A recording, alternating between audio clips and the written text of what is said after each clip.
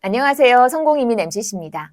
오늘은 NIW를 준비하시는 분들이 가장 불안해하는 주제 중 하나인 RFE, 즉 추가 서류 요청에 대해서 얘기해 보겠습니다.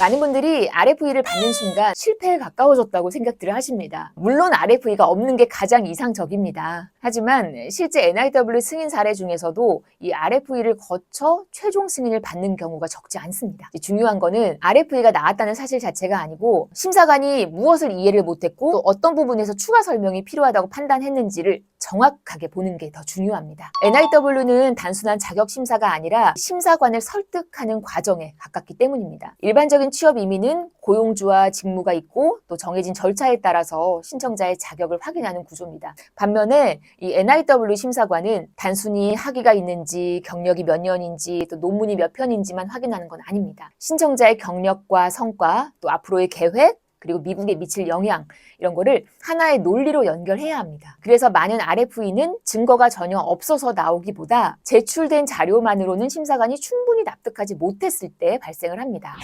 NIW RFE에서 가장 자주 등장하는 쟁점 중에 하나가 국가적 중요성입니다. 많은 신청자들은 자신의 경력을 매우 자세하게 설명을 합니다. 회사에서 어떤 일을 했고 어떤 프로젝트를 수행했고 또 어떤 기술을 개발했는지를 정리를 합니다. 하지만 그 심사관이 궁금해하는 거는 그 일이 미국에 왜 중요한지입니다. 예를 들어서 반도체 엔지니어라고 해서 자동으로 국가적 중요성이 인정되는 건 아닙니다. 의사나 연구자라고 해서 분야의 중요성만으로 승인이 되는 것도 아닙니다. 심사관은 신청자의 활동이 미국의 산업 경쟁력, 경제, 공공보건, 기술 발전 또는 정책적 목표와 어떻게 연결되는지를 확인하려고 합니다. 그래서 경력이 아무리 훌륭하더라도 그 성과가 미국의 필요성과 자연스럽게 연결되지 않으면 RFE가 나올 수가 있는 겁니다. 이런 경우 RFE는 성과가 부족하다라는 뜻이 아니라 그 성과가 왜 미국에 중요한지 충분히 설명되지 않았다는 의미에 가깝습니다.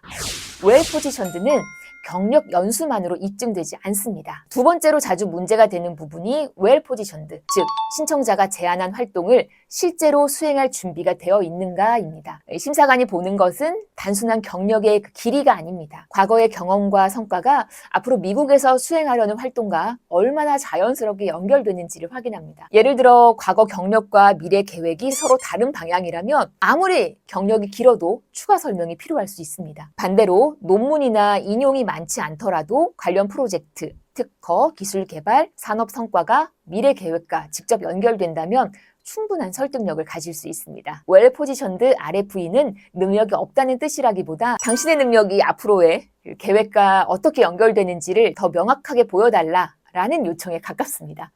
추천서가 많다고 해서 RFE가 사라지는 건 아닙니다. NIW 준비하는 분들 중에는 추천서 개수에 집중하는 경우가 많습니다. 하지만 심사관은 그 개수보다는 이 추천서가 어떤 내용을 담고 있는지에 더 집중합니다. 추천서가 여러 장이더라도 모두 비슷한 표현과 같은 내용만 반복하고 있다면 그 증거 가치는 크게 높아지지 않을 수도 있습니다. 반대로 이 추천서 수가 많지 않더라도 신청자의 전문성, 실제 성과, 또 업계 영향력, 그리고 미국에서 수행할 활동의 그 중요성을 구체적으로 설명한다면 훨씬 더 강한 증거가 될 수 있습니다. 결국 추천서는 서류의 양을 늘리는 자료가 아니라 신청자의 주장을 독립적으로 뒷받침하는 증거여야 합니다.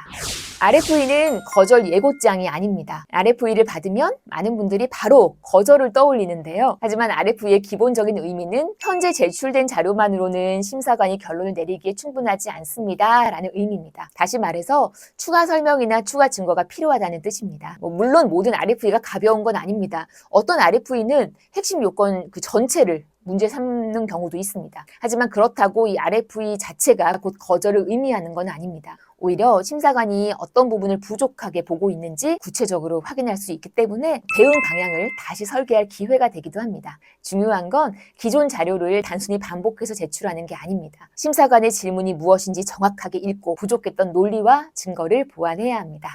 결국 RFE의 본질은 설득력입니다. 많은 사람들이 NIW를 준비하면서 학위, 논문수, 인용수, 특허수, 추천서 개수 등등 이런 걸 먼저 계산을 합니다. 물론 이런 요소도 중요한데요. 하지만 실제 RFE를 분석해보면 단순한 스펙 부족만으로 발생하는 것은 아닙니다.